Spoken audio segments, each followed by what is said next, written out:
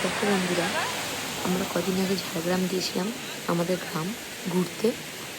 তো সেখানে এই ড্যামটা দেখো, এত সুন্দর। আমরা এই ড্যাম্পে চান করেছিলাম ওখানে গিয়ে। ড্যামটা এত সুন্দর দেখতে, কি বলবো। আমাদের গ্রামে যে এত সুন্দর একটা ঘোরার জায়গা আছে আমরা জানতাম না। বেশ সুন্দর, আমাদের খুব ভালো লেগেছে দেখতে। আর এত ভালো লেগেছে যে এটা আমি তুলে ধরলাম। দেখো তোমরা, দেখি কমেন্ট করো কেমন লাগলো তোমাদের।